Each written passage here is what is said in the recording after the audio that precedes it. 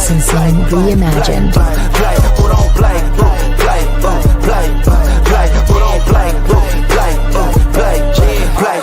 Long time coming, black on the bottom of my feet from running. Cataracts under my eyes from hustling. Going from buying to selling to customers. Run up the business, God is my witness. Turn up the sun up from under the sun that we maxing our limits. My mind running like Tom Cruise on an action movie. Moving a mission, they say that I'm tripping. I've been told I need a vacation. I'm finessing a visit. What is up, everybody? Welcome to DFS by the Numbers, and welcome to Best Bet for UFC Atlanta. We got Joaquin Buckley going against Kamaru Usman. Pretty good card kicking off tomorrow. 13 fights on the card. Looking forward to it. We are here at the new start time for the Best Bet show. It's going to be every Friday, 10:30 Eastern time after the Lambo Plays podcast. So we're here with Gordo. Gordo, what is up? Are you looking forward to UFC Atlanta?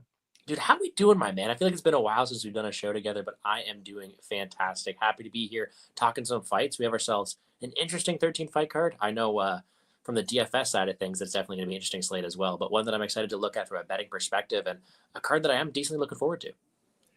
Yep, definitely looking forward to hearing your thoughts on this card and talking up with the chat. What is up, everybody? If you guys can do me a favor, like the video, subscribe to the channel. Again, going live for Best Bet every Friday, 10:30 Eastern time. Saturdays, I'm going to be going live before the card to talk with you guys in the chat. And then Sundays is going to be Stat Diggers. It's kind of the new content schedule going forward. We got Aljamain, first one in the building. I know Aljamain's big on Kamaru Usman.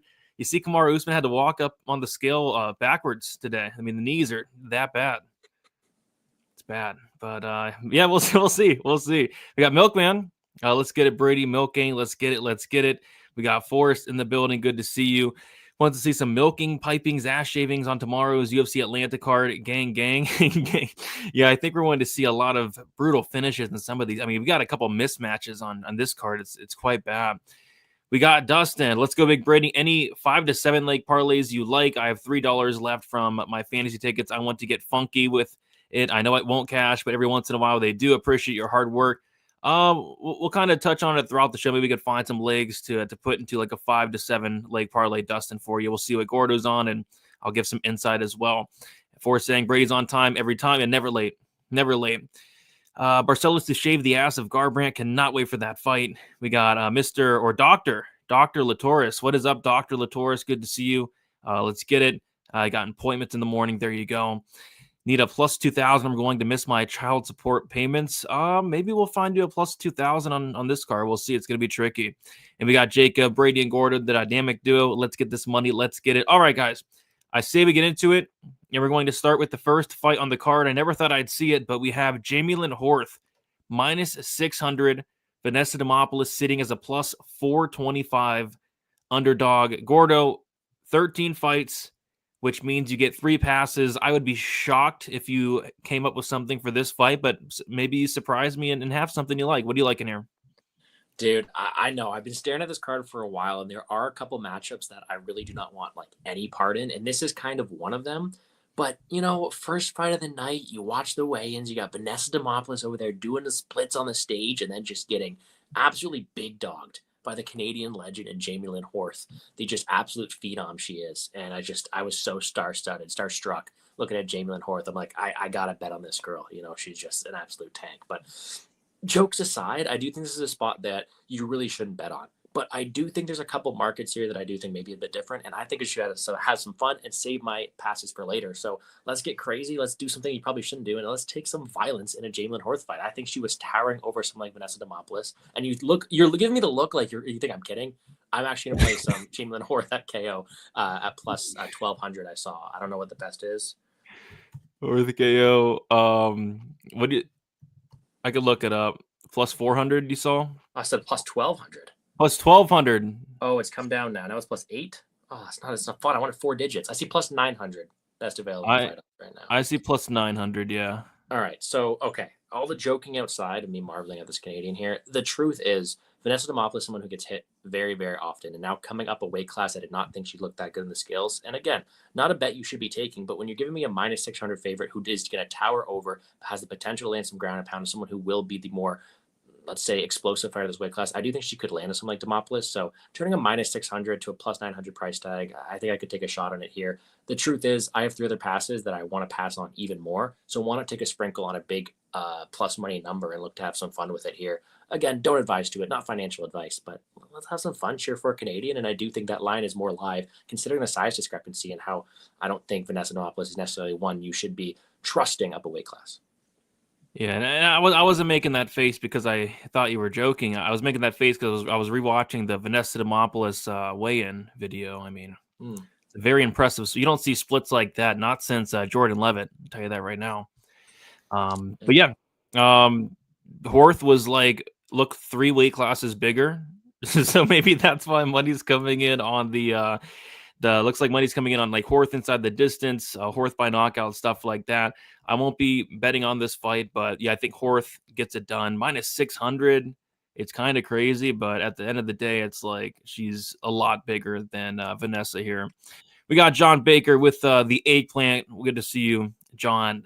For saying Vanessa did the splits in her underwear at the UFC ceremonial weigh-ins. Yeah, it's a great win. Like I said, I haven't seen a split like that since Jordan Levitt. Who is late? Not me. Not me. Not you. Nobody. We started on the show right on time, so I don't think anybody was late. Call 1-800-GAMBLER if you bet on this. There's a couple fights where I feel that way. 1-800-GAMBLER needs to probably be involved. Horth had 15 significant strikes in a fight with 9 minutes of control, and she's magically -600. Yeah, I think that's more so of Vanessa just coming up a weight class on short notice, and just Vanessa looked awful in her last fight. So Horth should get it done, but I don't think I'll be touching this one. We'll move on to the next fight. We got Angelusa going against Phil Rowe. We have Angelusa open up +115, currently -150. Phil Rowe opened at -135, currently +130. Kind of another sketchy fight where it's hard to trust either one of these guys. Gordon, did you figure out anything you want for this fight here? Another one that's definitely pretty interesting here at that. And if I'm going to be going ahead, I'm going to be making some dumb bets on some women's MMA KOs. I'm going to stick to a money line here. I am on the Angelusa side of thing here, and it's mostly due to his minute winning ability. I think if you look at the two fighters, Phil Rowe is probably the more dynamic fight finisher and someone who is probably able to finish the fight at more spots here, but he is still somebody who has yet to really win a decision in the UFC, someone who isn't really the best minute winner, and someone who is still able to not only be controlled, but out volume. So I think Angelusa, utilizing his durability, is going to be the better minute winner. Can Rowe win the moments? Of course, he's a big dude. But Lusa has shown durability. He will be the pressure forward fighter. I think he has more opportunities to land takedowns and probably land more significant strikes this matchup, winning the minutes. And in doing so, I do think he probably is able to edge out a decision here. So I'm just going to take the money line at -132. Not enough juice on the decision prop, but a spot where I do think he should be able to win. And I'm just not really sold on Phil Rowe's capability to win minutes. And if he's not finishing Lusa, it's tough for me to really be backing him at any degree. Yep, that makes sense. I'm picking Lusa. Didn't get there from a betting perspective, but I would have loved to get him at plus money. I'm not sure how long that plus number was there on Lusa, but yeah, I definitely lean his way. But I'll be honest, I'm not a big fan of Lusa, but I'm also not a big fan of Phil Rowe. I think Phil Rowe's been fortunate with some pretty low level competition like Ryan Kosey, Jason Witt, a wash Nico Price. So yeah, I think it probably is Lusa, but I'm not extremely confident. So I'm going to be passing on this one. Gordo taking the Angelusa on the money line, -132. Angie Lucy. And Dr. Latoris is not a fan of the Lusa variety. I bet Doctor. Rowe sub easy. I don't know. Has Rowe subbed anybody in the UFC? No. I don't think, but he is a black belt, I think, and he is a solid grappler. But yeah, maybe he can sub on Lusa. It had to be like an armbar or something. I don't think Lusa has a neck.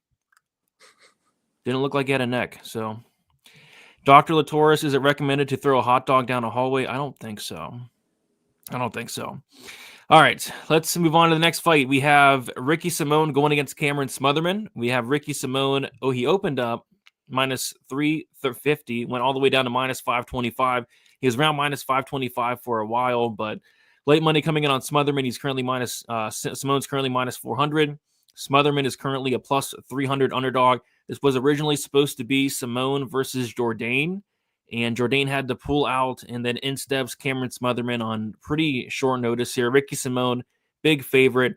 Gordo, what do you like for this fight here? Yeah, I was excited to see that Simone versus Jourdain fight. A little bit of Canadian bias there, but I do like me some Charles Jourdain. I did think that would be a fun fight. And in steps in a guy Smotherman, who I'll be honest with you, I'm not the biggest fan of in general. I think this guy Smotherman has some solid boxing. He's got a decent frame for the division, but his first level of takedown defense is not always there. He is able to lose minutes. And I bet on Surrey City last time in order to take advantage of it. And I was trying to figure out a way to bet this fight here as well.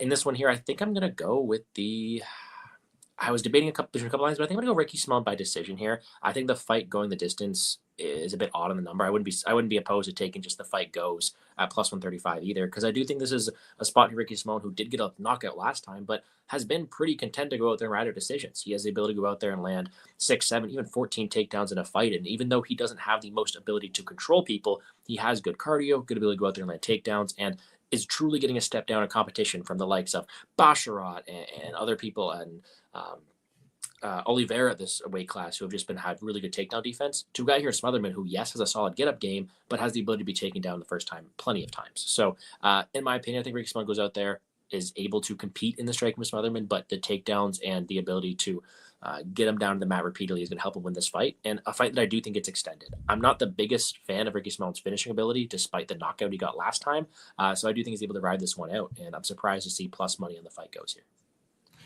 Well, I'm on the under. I'm on the under, but I did get a good price on it and beat some line movements. But yeah, I mean, I'm not high on Smotherman at all. I think he has 2 gaping holes in his game, Gordo. I think he has 2 gaping holes. Can you guess those gaping holes? The takedown defense and the grappling and the durability. Yes, takedown defense and durability was going to be my 2. So you're saying there's 3 gaping holes? Gosh, yeah, haven't seen that many gaping holes since Bonnie Blue. Oh yeah. Yeah. You in line for 1,000 or what? So yeah, I think Simone can really do what he wants. I think it's a bad matchup for Smotherman. I was kind of surprised to see he took this matchup. He made Surrey City look like Khabib Nurmagomedov out there last time out. So yeah, I think Simone should cruise. I'm wondering where this line's going to go. Like, is more money going to come in on Smotherman? If so, I think Simone could be an interesting parlay piece. I kind of think Smotherman's like a fluke KO or bust here. So I like Simone quite a bit. And I know you're a DraftKings guy. I like DraftKings myself. Simone on DraftKings is a great play this week.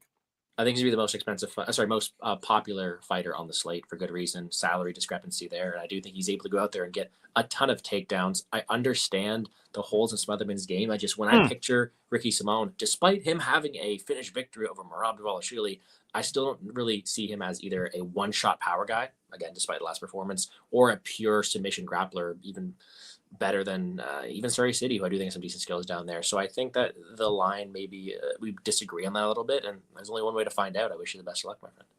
Yeah, either way, I think Simone's going to dominate, whether it's 15 minutes, whether he finds the sub, the knockout. I think he probably dominates here. We got T-Swizz. I like the Simone sub. Yeah, the Simone sub probably like plus 300. That's what I'm picking. I think the sub's going to be definitely on the table. We got Muhammad. Sub Big Brady. What's up? Sub Gordo. I was liking Jourdain. Now it's Ricky. Yeah, I was same thing. I was liking Jourdain. Now it's Ricky. You sick? I'm not sick. Come on. Neither have I, Brady. Neither of you what? I don't know. Simone's gonna smother him. I agree. All right. Moving on to the next fight, we have Jose Ochoa going against Cody Durden. We got Jose Ochoa sitting at minus 177. Cody Durden sitting as a plus 152 underdog.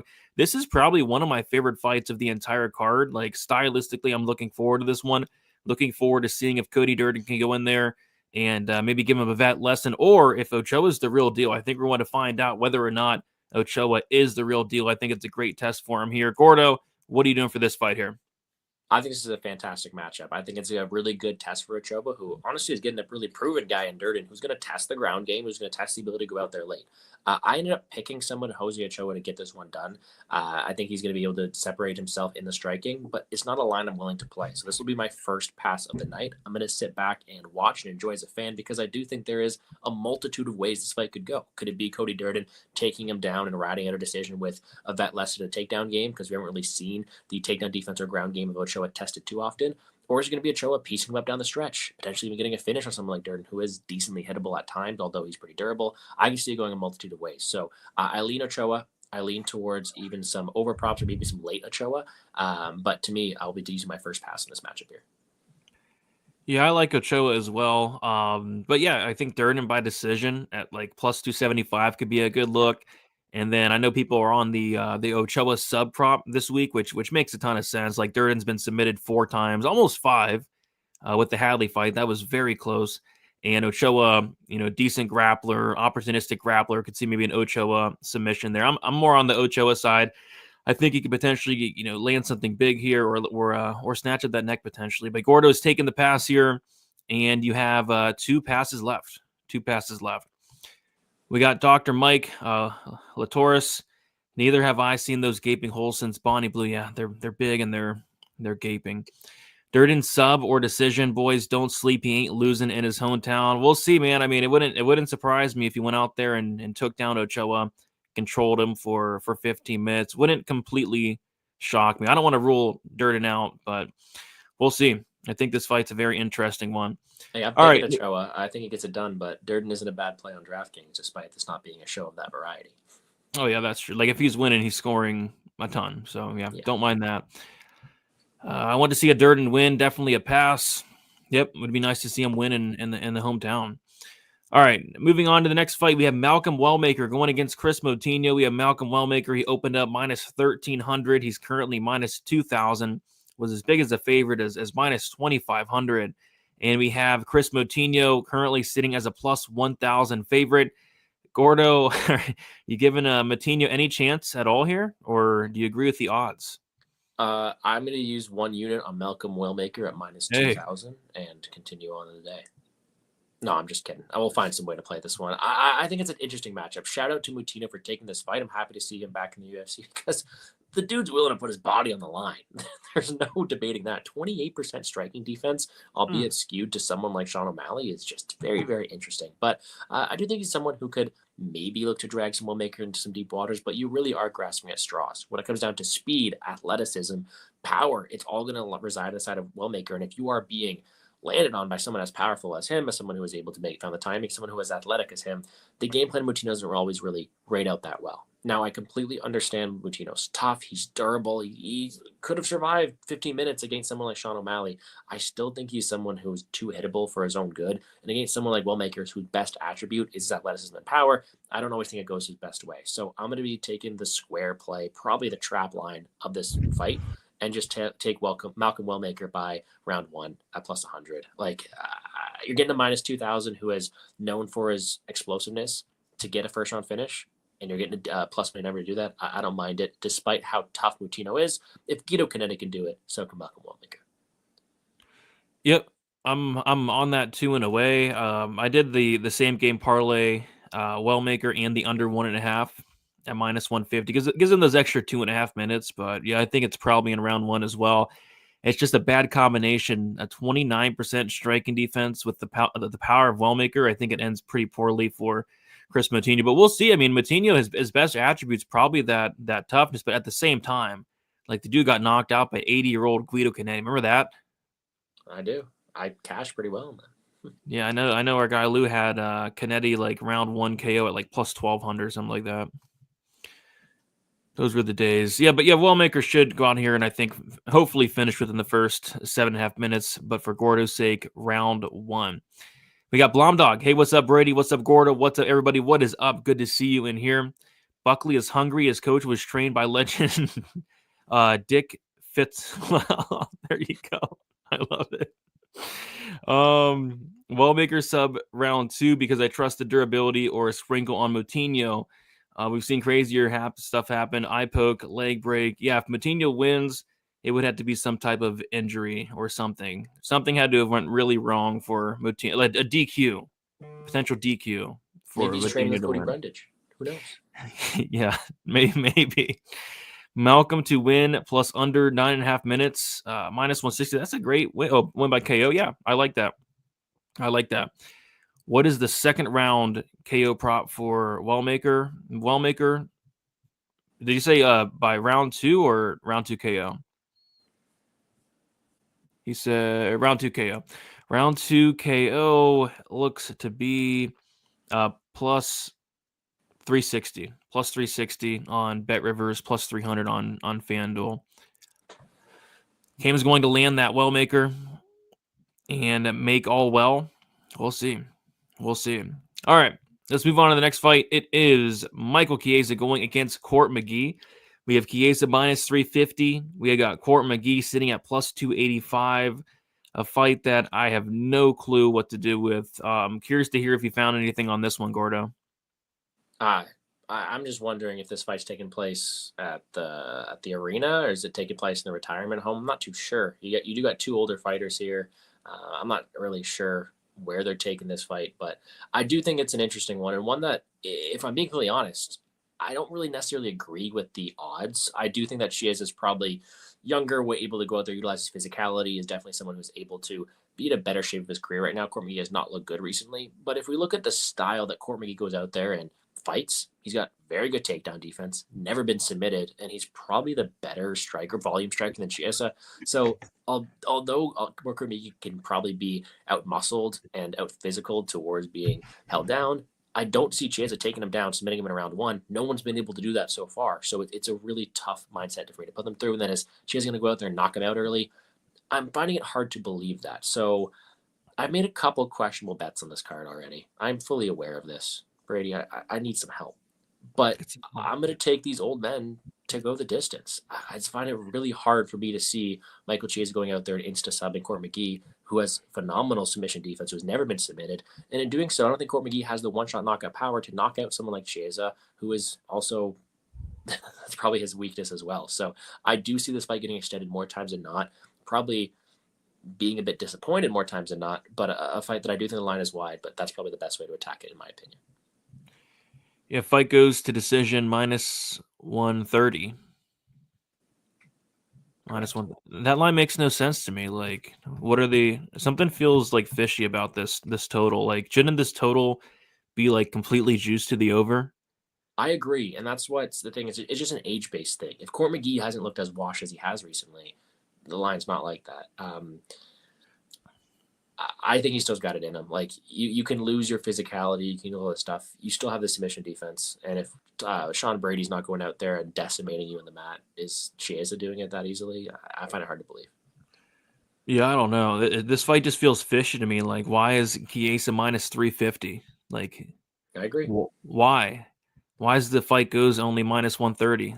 Why? I don't get it. But I also don't want to bet on this fight. I don't want to bet on either of these guys. I don't want to rely on either of these guys. So I'm personally passing on this one, but it's going to be interesting to see how it kind of plays out because, yeah, McGee is, like, in theory, seems pretty live here, but he's also like 40 years old, and he could just show up looking like a shell of himself. So, yeah, it's one I'm staying away from personally. But, yeah, I think the best bet is the fight goes, but we'll see what happens. This is the main event at the retirement home material. Yeah, it definitely is. Definitely is. I like this analysis here. One of these guys is going to lose. I agree with this. I like that. One of these Hot guys take. is going to lose. It is a hot take, but I like it. McGee, one of the best plays odds-wise I've seen all year. I put 3 units on McGee. I don't mind it. I also don't mind the McGee plus 3.5 point spread. I don't mind that. Like, as long as he's not getting subbed, like he probably wins a round off of Chiesa. I don't mind that. But again, I'm probably not touching this fight. I'm about to crumb. Gordo, I want you. There you go. Thank you. Great. There you go. Shout out. Yeah. Welterweight is the division of Unk matchups lately. Ponzi hair. Oh, that was the Unk matchup of all time. McGee Means and McGee Chiesa. Yeah, you got that right. Court decision. Yeah, what is court decision? Court decision is It's sitting usually what at judges do. plus 500. Yeah. Plus 500 for court decision.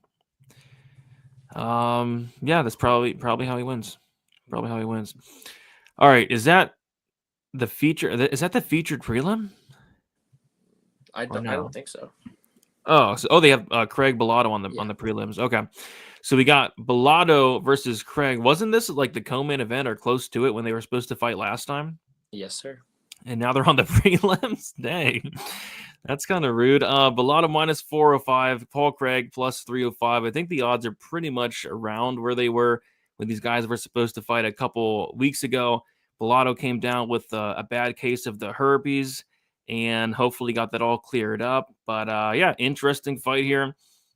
Hopefully we get to see this one. What are your thoughts on and what's your best bet for this one here?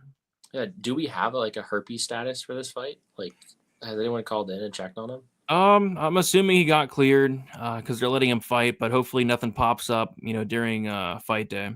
Well, I mean, that's what happened last time. I'm getting triggered here, just thinking of that last time. But this is a fight that last time it did come out, I tried to stay away from the parlays. I haven't done any big parlays this year or last year. But last time I did parlay it up.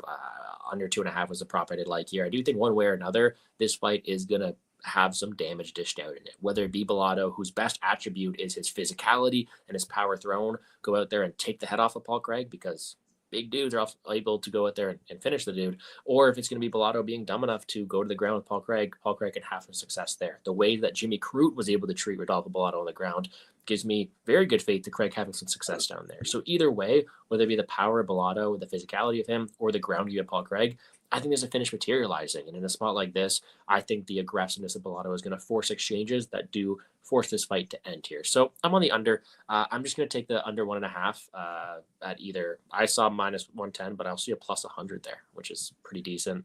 A spot that I do think someone's over here getting served, and as the great DFS by the numbers would say, I do expect there to be some piping done here. Yeah, I like the under too. I haven't bet it. I was kind of winning like plus money on the under here because I remember the fight was fight day, and I was looking at the odds, and money was coming in on like the over on fight day, and the Craig Bolato under was like plus 120, plus 125. But yeah, minus 110 now, plus 100 on Bet US. So yeah, if I can get plus money, I think I might take a look at that under there. I think last time, and I'll probably end up doing the same thing here. I've ended up playing the fight doesn't start round 3, and I'd be really surprised if it did. If his fight won't start round 3, really? Minus 150? Yeah. What? Also fishy. Like, does herpes make you like not want to fight? Like, does it make you hesitant? How much experience do you have? Well, maybe Paul Craig doesn't want to get the herpes, and he tries to kind of skirt on the outside of the cage, and that's the only way. Nichols it, Yeah, just Bo Nichols it. But if you're showing up with face paint and getting into your opponent's face at the weigh-ins, you better go out there and fight. I hate when Craig does. There's been fights where Craig, when they were doing the announcements, he'll get up in his opponent's face and then like just not fight. Like it's annoying. But yeah, I'm with you. I haven't bet on any violence yet, but I probably will bet it, especially that fight won't start round 3, minus 150 or better, or like the under 1.5 plus money. I like it. Well, how many of your lineups are going to have some Paul Craig in it tomorrow? You always got to sprinkle Paul Craig, right? You always have to. That's my thought too. Man. You always got to. It should be a car crash. It should be a fun one. Anytime you fight, I mean, he could fight anybody in the division. You got to. This guy has a win over Magomed Ankalaev, Jamal Hill. I call him the ultimate dart throw. Just always in play. I always pick against him, but he's always in play. Craig retirement incoming. I think it could potentially be incoming. 37 years old, 1-4 in his last 5 fights. He always talked about how he doesn't want to fight up into his close to the 40s. So I could see it coming to the end, which would be a sad day. The day Paul Craig retires, it's going to be a sad day. Craig sub, yeah. I mean, that's how he wins fights, right? Craig sub. Got so close to playing Bolato by KO, but I think I'm going to pass. It's not a great line, is that KO?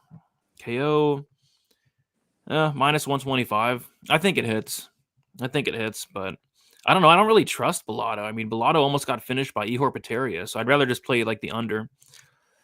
Bolato will KO Craig and infect him. I could see it. When protect yourself at all times takes a whole new meaning. Yeah, you got to be careful. I'm not sure what Bolato was doing in Vegas that fight week, but you definitely got to be careful. Paul Craig by triangle after receiving an ass shaving. We've seen that happen a lot. Bolato does look dumb enough to knock Craig down and follow him to the. He looks dumb enough to take Craig down, like in general. Like Bolato looks like a really dumb guy, just a really dumb guy. But we'll see. It's definitely an IQ test. Bolato isn't good enough to get fluked by Craig. Bolato should be safe. I think so too, but I never want to count out Paul Craig. All right, we'll move on to the next fight. It is going to be Umar Sy going against Alonzo Menfield. Another massive favorite here with Umar Sy, minus 700. Alonzo Menfield sitting at plus 500. Gordo, what do you like for this fight here? This fight's an interesting one to me, and kind of my craziness is inside my head telling me that this line is wide and that Alonzo Menfield probably has a better chance to win than the line entails. What I will say is sometimes I have a little bit more common sense to know that Alonzo Menfield isn't trustworthy enough. So this is a fight I did end up using my second pass on in this matchup here. But hear me out. If I was having to make a bet on this one, I still do not think that Umar Sy has fought anybody with the same physicality, level of experience of someone like Alonzo Menfield. Umar Sy has looked great. He's been able to take down his opponents, utilize the physicality to his own advantage, at athleticism, and even go out there and strike in his last matchup. But Menfield has power. Umar Sy hasn't really faced any adversity, and the whole point of Sy is him out-muscling, out-physicaling his opponents. Can you easily do that against a guy like Alonzo Menfield?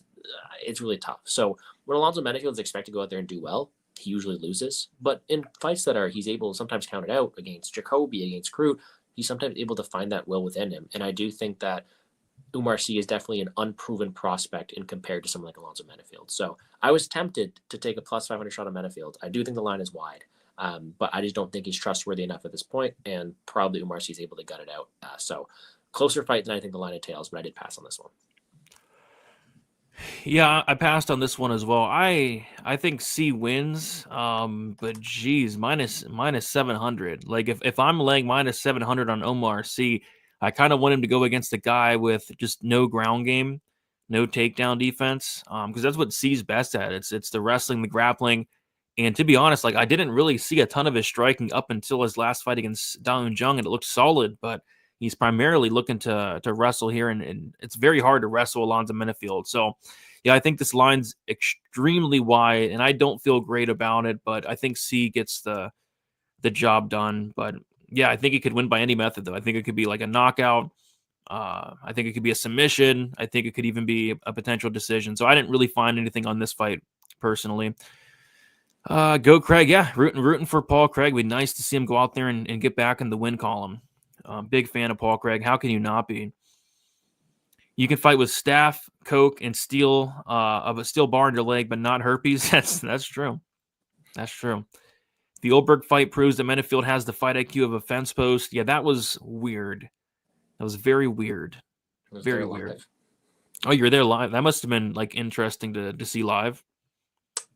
Just an idiot, you know. I think I was underexposed to Oldberg that night, and I'm like, as long as he doesn't get the quick win bonus, and it was like 10 seconds, and I'm like, whoa. Speaking of quick win bonus, I was there live for Shannon Ross versus Jesus Aguilar. Aguilar gets his very first knockout. Stiff as a board. Yeah, I kind of felt I was like celebrating because I had a bet on Aguilar inside the distance, but then I kind of felt bad. Like I felt bad for Shannon. It was a bad knockout. I hope he's doing okay. I hope Shannon Ross. We still have not had our questions answered. When will we get Shannon Ross versus Malcolm Gordon? We're waiting. It's gonna be tough because Ross got cut and Malcolm Gordon retired, so it will be tough. But hey, never say never, man. Never say never. Never say never. JJ herpes is no joke. What? Where are my moderators? Where are my moderators? Some of these comments, man. Come on, JJ, get it together. Menfield by sub. Monk likes Craig. That's good enough for me. There you go. Yeah, especially from like a pump play.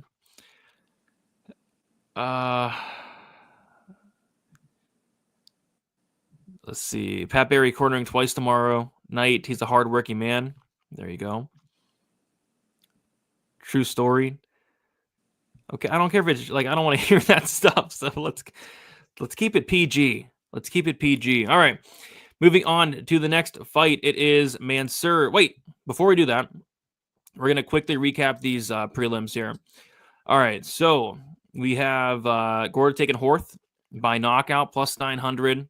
Angelusa on the money line, minus 132. Ricky Simone by decision, plus 170. Passing on the Ochoa fight, taking Malcolm Wellmaker round 1, plus 100. And then Chiesa fight goes the distance, minus 130. And then Bolato Craig under 1.5 rounds, minus 110. And then passing on the C fight. Does all that look correct? It does. I actually made myself laugh remembering I took Horth KO. That's sure. All right, let's do it. Good one.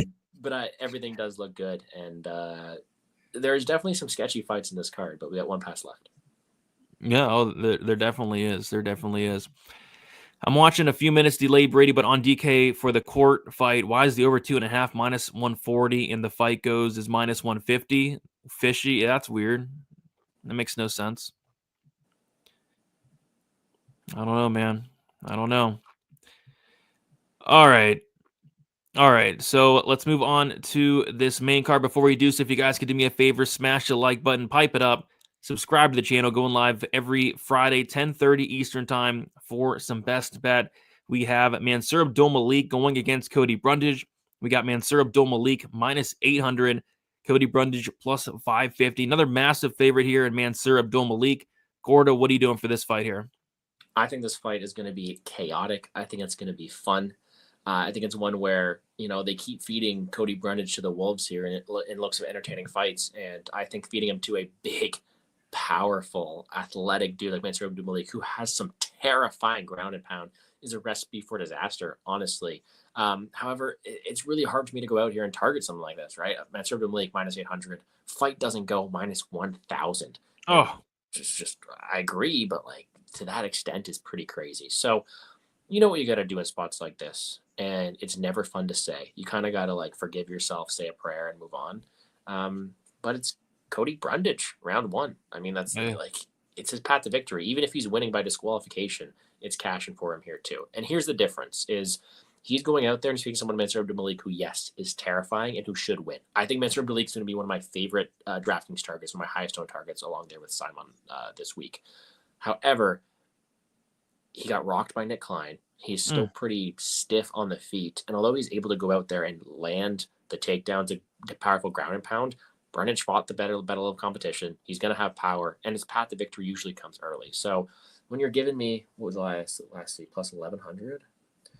Plus 1,600 on Brundage round 1, I'll take a small sprinkle just because I don't think he wins the fight any other way. And even if it doesn't happen very often, it's his path to victory, and one where Mansur Malik is still relatively unproven in this area. So cheering for Mansur. He should get it done. We'll have him on DraftKings, but this is the best way to play the fight, in my opinion, unless you're passing. Oh, you said 11-1 for the round 1? It's actually, I actually see 16-1 here. Oh, on FanDuel. Yeah, I see 16-1. That's kind of crazy. I mean, that's his money line pretty much. I mean, that's how he wins fights, right? Yeah. Yeah. BetOnline has plus 650, so pretty big market discrepancy. Yeah, I remember betting Brundage round 1 against Jacob Malkoon. They gave you plus 2,000 on Bet Rivers for just the round 1. And I don't think I'll do it here, but it makes sense. It makes a lot of sense. We've seen Malik hurt in a couple fights, to be honest, like you mentioned. But yeah, I think the under 1.5 is a solid look, but you're not going to give out a minus 200 on the show. I think I did last show and it hit, but there's no point, right? Really. So yeah, Cody Brundage round 1, 16-1. I think it's live. I think Brundage should be smoked. He should be, man. I mean, it's a tough matchup, and I agree. I don't know why the matchmakers. I mean, they gave Cody Abdul Razak Al Hassan. That guy is really scary, and now they're giving him an even scarier guy in Mansur Malik. Oh my goodness, it's terrifying. Can Cody pull another win out of his ass? Probably not. He's done it a couple times, man. You know that slam knockout against Zach Reese, the Jacob Malkoon DQ win, the Dolce fight. Was crazy. He didn't even lose to Razak Al Hassan. He didn't. I didn't lose my under 1.5. It pushed. That bet was looking incredible. The under in the Al Hassan Brundage fight. It was on its way to finishing, and then back to headshots to the back of the head. Yeah, good times. Under 1.5 parlay piece. I agree. And Brundage we trust. There you go. Brundage will need to wear a drool bucket after this fight. Oh, come on, Frank. Come on. Value sucked out of the under. Wish I would have bet it earlier in the week. Still probably hits though. Well, yeah, the under it opened up like minus 185, I think. Yeah, it opened up minus 185. It hasn't moved as much as I kind of thought, to be honest. You could still get it at minus 186 there on FanDuel. All right, moving on to the next fight. We have a very interesting fight here. We have Hayani Barcelos going against Cody Garbrandt. Money's just poured in on Hayani. I think after the picture of Cody Garbrandt surfaced on Fight Week, ever since that picture showed up, we saw like money just pour in on Hayani, and this is the picture I'm talking about. It's all over Twitter. It's just not a good look. Ever since that picture circulated, just not nonstop money coming in on Hayani. Gordo, what are you doing for this fight here?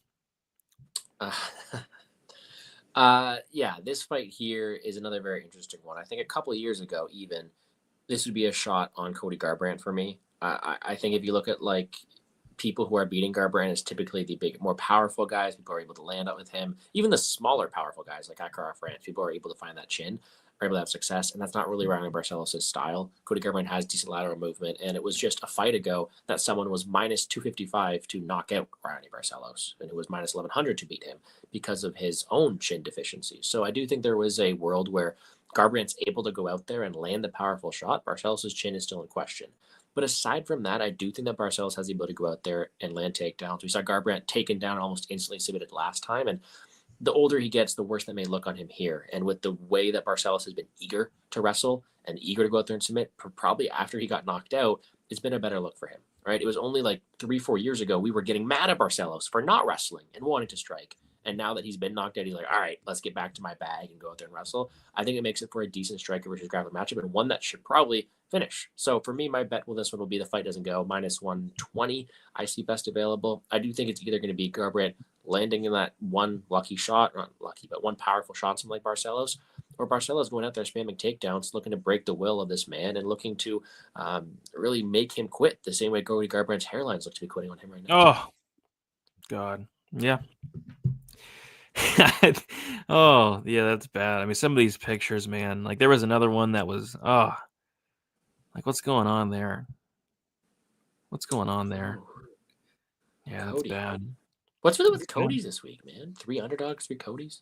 I know. We got Cody Garbrandt, Cody Brundage. Who's the other Cody? Durden. Yeah, I'm picking against all 3 of them. Wait, no, I'm actually picking Cody Garbrandt. Oh, Yikes. tell me more. Yeah, but that was before like these pictures started circulating though, so I hate the pick.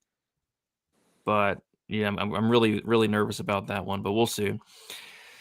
All right. Yeah, I like the fight doesn't go quite a bit. I actually like it quite a bit. I think we could see a Barcelos knockout. We could see a Garbrandt knockout. We could see a Barcelos sub. I think fight doesn't go is a very good look this week. There's no excuse for that eye tattoo. Woof. Yeah, it's bad. It's a very bad tattoo. One of the worst tattoos I think I've ever seen in my entire life. A picture worth 1,000 words. Yeah, like 1,000 words indeed. What's the reason behind Cody Garbrandt's face tattoo? I don't know. But he definitely needs to get some help. Absolutely needs to get some help. Cornrows, Pimblett turned his career around. I think Garbrandt is following in that path. Yeah, we saw Garbrandt show up with those cornrows today. We'll see how that works out for him.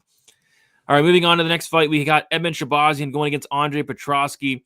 Ton of line movement here. Edmond Shabbazian opened up minus 240, currently minus 148. Andre Petroski opened up plus 205, currently plus 128. A ton of money came in on Andre Petroski today. So this line's a lot closer than it was just yesterday even. So, Gordo, what are you doing for this fight here? Yeah, another one where I did my video yesterday, and I actually went out there and I picked Petroski. I think in this matchup, it's very, very live for Shabbazian to go out there and knock out Petroski early. Let's not forget, Petroski was knocked out by Jacob Malkoun's hip. Oh, cool. All right, so Shabbazian definitely has the power, the athleticism to go out there and knock Petroski's head off. But aside from that, he is someone who has been taken down, who has been controlled, who has tired out in fights. And like Petroski has as well, he has shown the ability to go out there and land takedowns as fight goes on, utilize his physicality, and drown people and hold them on the mat. I mean, we catch a decent ticket on him against Josh Frem doing it that way. He is someone who can land those takedowns as fight goes on. And I do think he is someone who I do want to back here. I'm just debating at which way I want to go at this, because I do think the Petroski money line is one where you're kind of losing some value. I still don't mind the plus 130, the plus 153 there. But what I did have circled down here is Petroski over 1.5 takedowns. It's currently at plus 120. I do think his path to victory is going to be takedown dependent. And I do think he could go out there and land a couple. I'm very tempted on that. But I actually think I'm going to stick with the money line here. Give me Andre Petroski money line. I was debating the Shabbazian KO1 prop, but the line is also juiced out of that. So I think it's Shabbazian early, or Petroski takes over, wins this fight either late or by decision. So we're going to take some Petroski money line here, but should be a very interesting fight. I think both sides are live on DraftKings if you are interested in that. Don't know how reliable that 153 line is, but I'm happy to take it if that's available. I don't think it's that reliable. I don't know. What about the plus 140 on the right? Plus 140 is reliable, yeah. Oh, I'll bargain with you. See that? There you go. All right, plus 140 on the Petroski money line. And yeah, I think this fight goes one of two ways. Either Edmond absolutely destroys Petroski, or Petroski kind of takes over as the fight goes on. Pretty binary fight here. So I get my money's coming out on Petroski late, but I think whoever wins this fight is going to look like a pretty big favorite. Like if Edmond is winning, he's going to look like a massive favorite in hindsight. On the flip side, if Petroski is able to get this fight to the mat, extend it, in hindsight, he could look like a big favorite. So I'm personally on Edmond. I think he does get that early finish, but I will be very worried if the fight hits round 2. That's for sure. You got to be worried about Edmond if the fight hits round 2. I think Edmond should win after the Brunson fight. He should be able to keep it standing, and if worse, get back up. That's what I'm hoping for. I think early on it's going to be tough for Petroski to take down and hold down Edmond, but as the fight goes on, it's going to get easier and easier. Petroski sub 2-3 plus 1,000. That's not bad. That's not bad. Rewatch the fight with Barcelos. With Talbot, I mean, if Hayani can mix it up like that, he can take Cody down. The only thing I'll say is I think Talbot would destroy Cody Garbrandt, but Talbot also has just no takedown defense, and Cody's only been taken down like 4 times ever. But yeah, I think Hayani is going to try to mix it up for sure. Edmond has 7 minutes of cardio. True. He did finish Dolce Langambola in like 9 minutes, but outside of that Dolce fight, that's the only time he's really showed somewhat of cardio outside of that 7-minute mark. Edmond will smoke him. Yeah, it's on the table. It's on the table. This is the pinnacle of opposite style, unranked middleweights. Yes, it's gonna be fun. It's gonna be decided. I can't wait to see what happens for this fight here. All right, let's move on to the co-main event. We got Rose Namajunas going against Miranda Maverick. We got Rose minus 230, Maverick sitting at plus 195. Gordo, you have one pass left. Are you passing on this fight, or are you going to pass on the main event? You know what, man? I think I'm going to have to pass on this fight here. You look at a lot of these matchups, and, well, first of all, shout out to my boy Casey, who's in the chat right now talking about these late props. Great dude, sharp dude. Some fights you have some great props. You can go out there, you can sprinkle some Hail Marys, like, oh, Petroski late's fun. This fight seems like a pretty binary matchup that probably goes a distance at a very high clip. And in doing so, can Miranda Maverick go out there, land the takedowns and stall in top time? Or can Rose implement more damage on the feet, be the better striker, and win a decision that way too? It's hard to see a finish materialize. It's hard to see much value on the fighter who I think is going to win here in Rose. It's hard for me to pick this one at all. I do think there could be some viability in some Maverick slips just because she, the judges could go out here and give an errant scorecard based off of control time. But more times than not, I think Rose goes out there, skirts away around the cage, defends takedown, lands more damaging shots, and wins a 3-round decision. Not scoring that well in the process either. So this will be a pass for me, and not one I have too much interest in betting, but one where I do think Rose gets it done. Yeah, one bet I kind of had circled for this week was the plus 3.5, and I was hoping, since Maverick, well, she was a pretty big dog. She was like plus 240 when I was taping the fight. I was hoping to get the plus 3.5 at maybe plus money. No, not at all. I think the plus 3.5 is like minus 150, and at that point, I just don't want to get involved with these crooked, corrupt judges. But yeah, I think this fight could be a lot closer than the line does indicate. But I kind of think Rose should get it done. Like, if she lost this fight, it's probably her worst loss in a very long time. A very, very long, probably like 10 years. Worst loss in like 10 years or more. So, yeah, I think Rose probably gets it done, but absolutely hate the price. Rose decision, easy money. Yeah, it's probably the best way to play Rose. That's probably a better way to play it than minus 230. Oh my gosh, Rose decision minus 175. They're kind of all over it. Minus 150, best price. I think that's the most likely scenario. I said the judges like Rose. Miranda has to look dominant or finish to win. I'd be shocked at a finish. Yeah, I'd be kind of surprised if she finished or really looked dominant for that matter. I think it's going to be a close fight. If Jason Herzog is the ref for Chris Motinho versus Wellmaker and Motinho gets KO'd, can you sing 5 seconds of zombie next stat tickers, please? Okay, it's a deal. But I hope he's not reffing that fight. I don't want Jason Herzog anywhere near this card. The amount of unders I have in this card, I don't want Jason Herzog. And for the fighter's safety, first and foremost, I mean, that would be just irresponsible for Jason Herzog to ref Wellmaker Motinho. Because if he does ref it, it is going 15. And Motinho will just take life-changing damage in that fight. So hopefully Herzog is not in Atlanta. If you guys know or if you guys know where Herzog's at, can you confirm whether or not he's in Atlanta?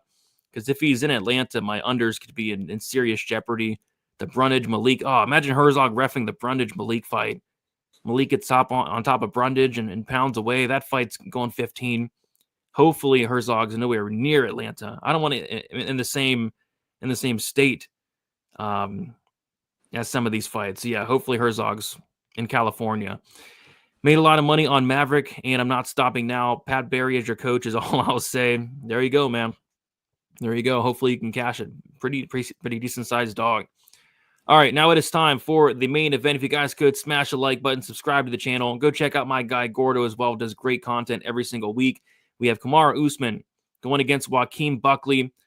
And yeah, we got Buckley currently minus 181. Kamaru Usman sitting as a plus 241 underdog. The line kind of hasn't really moved at all throughout the week. It's been around, Buckley minus 175, minus 275, minus 280 range all week. Kamaru Usman around the plus 240 range all week. So not a ton of line movement on the main event. Gordo, no passes left. What are you liking for the main event this week? No, you're forcing me to bet on this fight against my will. You took me behind the shed. You pointed a gun to my head and you said pick. And you know what? I understand why Joaquin Buckley is favored. Usman has not fought in a couple years. He is definitely someone who, you have the question about the knees, the question about the willingness or eagerness to fight, how he's going to look off this layoff, and how dominant Buckley has looked recently as well. And I do like Joaquin Buckley. I saw him at the local Applebee's after the Wonder Boy fight. Great dude. I'm still scarred because I went to fist bump him, but he had a broken arm, so I fist bumped his elbow, and it's just in my head still. But no, despite how Buckley has looked and how the question marks surrounding Kamaru Usman, I still can't get behind the price tag. Like, the price to me is pretty astonishing. Yes, Joaquin Buckley is going to win moments. He's going to be more explosive. But aside from a head kick in the 5th round, when are we seeing Usman finish and dominate it? Typically, Usman's able to go out there and fend off the takedowns, look pretty good. I mean, survive against Aljamain there is the same way as well, but also pump out a jab, win minutes, and prove himself as the top-end fighter in this division. Joaquin Buckley's not always going out there and winning minutes. He's typically, losing certain optics in the striking as well, relying on the moments. And do I see Buckley going out there and dominating Usman on the mat? Do I see him laying the big knockout shot too often? Like, not easily, not at a minus 300 indication. So if you had to ask me who's the better wrestler, I'd say Usman. Who's the better minute winner, I'd say Usman. Who's probably got more durability, it's probably Usman as well. And although there's still some reasons to like Buckley in the spot, it's not enough for me to play him at this price tag. So I'm going to take a dog shot here on Kamaru Usman, plus 240, plus 250, whatever you want to give me. I just think the line is a little bit wide. And although I may be living in the past and relying on a guy with no knees, I still think he has more of a chance in the line of tails, despite me liking Buckley a lot here and hoping for the best. Kamaru Usman, where's that plus 250 at? What is Force? I've never heard of that. Oh, I've never heard of that either. So we'll probably give you plus 240 on Kamaru Usman. Yeah, Usman plus 240. I think it's either going to look like a really good bet or like a really bad bet. I think it all depends like how Usman looks, right? Like, if he shows up and he just looks old and walks out there with the double knee braces, probably should be an easy win for Buckley. But if we get the Usman of like 2021, 2022, he's very, very live to win this fight. So it's kind of a tricky one in that aspect of things. Kind of knowing where Usman's at is the tricky part here. You know what, too? The issue is, like, we haven't seen him in 2 years, so things could have changed. But a year and a half ago, he was like, if that fight against Chimaev is 5 rounds, he's winning, right? Like, he's fending off takedowns from him. He's competing against a bigger guy like there as well. Who knows what we're going to get here? Who knows what Buckley even looks like in rounds 4 and 5? So I just think there's more question marks around Buckley than the price tag entails. And although, again, we just talked about you forcing me on the shed and pointing a gun to my head and saying I'd pick, it'd probably be Buckley. I think the line is wide at that, and I'm taking the shot at the dog. Yep, I agree. Line's wide. If I was betting Buckley, I'd probably just bet the knockout prop at plus like 150 rather than laying minus 300 on the dude. Because if it goes 25, it's probably a close fight. Usman looked good against Hamzat. I thought he won. Buckley lost to Chris Curtis. Oh God, Andy lost to who did he lose to? It was it Chirico? Oh my, Chirico. Those were the day. I couldn't believe that when that happened. Usman is underrated. He will do well. If we get the Usman, if Usman has something left in the tank, he will do well. Usman got wobbled by pillow hands Colby in 2019 in his prime. He can 1,000% get chin. Yeah, he's definitely in the cards to potentially get knocked out here. Buckley is so energized and primed. True, but people you've not feared of can definitely do that. Ones you're ready for, you got your guard up and watch everything. Yeah, he was definitely not worried about Colby's power. All right, Gordo, we did it. Going to go through, going to recap the main card bets for you here, and then you're going to give your best bet for the entire card. If you hit this best bet, your profit's going to double. So say, for example, your best bet is Cody Brundage to win in round 1. Instead of getting 16 units, you will get 32 units. So you're passing on the C fight. You're taking Cody Brundage round 1 plus 1,600. The Barcelos fight doesn't go to decision minus 120. Petroski on the money line plus 140. Passing on the Rose fight, Kamaru Usman plus 240 on the money line. Is all that look correct? And if so, what is your best bet for UFC Atlanta? Oh, it all does look right. If you were to ask me my favorite bet in the card, it's probably the Barcelos under. But if we're going best bet, you either got to go for a Hail Mary or you got to go for some better odds. 16-1 is fine on Cody Brundage. I'm not hoping to hit that. Let's go with the Kamaru Usman line. You're giving me, almost 5-1 on a former champion here. Again, more so playing line value than anything, and I think that only helps it a little bit more. Here you go. So Kamaru Usman money line to win 4.8 units there. Yeah, it should be a fun card. We lined up on Wellmaker round 1. We lined up. I think the community lined up on Wellmaker round 1. We both like the Bolato Craig under 1.5. I like violence in the Brundage Malik fight. I love the fight as it go in the Barcelos Garbrandt fight. And yeah, should be a pretty solid card overall. Let's hit up some comments and then we'll get out of here, guys. Buckley's overrated. I kind of think he is a little bit, but he's getting. I just think he's getting these fighters at the right time. Like he got Colby Covington at the right time, and I think he's probably getting Kamaru Usman, who's now 38, at the right time. But we'll see. This is going to be a good test for Buckley, whether Usman's 38 or not. This is a fight Buckley could win, but if he won, he's got very comp after for sure. Horth KO is yeah, the Horth KO plus 900, eh? Yes, sir. It's a big number. It's a big number. And money's coming in. Sharp play, line value, CLV, Jamie Lynn Horth KO. You heard it here. Money is coming in on it, man. Well, it was like what, plus 1,200 at one point? Yeah. I've been trying to tell people my whole life that size doesn't matter and that I'm okay. But I do think that in this case, size does matter. Yeah, Horth by KO. Dang, it has moved, huh? Yeah, it's moving. It certainly is moving. Canada. Yeah. I am back. Had a bet on OKC. They pulled through. What did I miss? OKC won. Mm-hmm. Dang, 2-2, right? 2-2? Yep. Going back to OKC.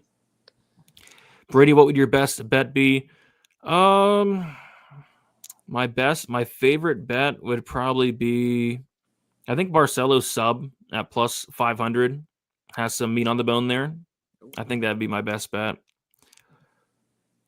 We got Daniel with the $2 donut. Appreciate you, Daniel, saying Rose versus Miranda over 2.5. I like it. Ochoa and Ricky is plus 125. I like it. I love Ricky Simone in this matchup. I love the over in the Rose fight. The only thing that would worry me would be the Ochoa leg, but I think me and Gordo are both picking him. And yeah, Gordo moving lines live on the show. But we did it, guys. Thank you so much for watching, Gordo. Let the people know where they can find you, or if you have any final thoughts on the card, let them know. What keeps going on in my head right now is imagine telling ourselves 3 years ago that Buckley would be a -300 favorite over Kamaru Usman. Just want to put that out there. Yeah. Aside from that, though, no, I appreciate you having me on as always. Happy to talk fights, Brady. It's been a while, so I'm happy to be here and chatting fights with you here. So you can check me out on Twitter at GamblesGordo, on YouTube, Plays of Fate Sports, and then I do have the honor of working for Establish the Run, where I do premium DraftKings content there as well. So this is a fun DraftKings slate, in my opinion. I'm looking forward to it here, but I wish everyone all the best of luck in all your betting endeavors this weekend, guys. Let's make some money. I'm hopeful for it. It should be fun. Thanks for having me on. Let's do it. Thank you for coming on, Gordo. Tomorrow I'll be going live at 6 o'clock Eastern time for some last look. We'll see where the lines have moved, see if anything else sticks out.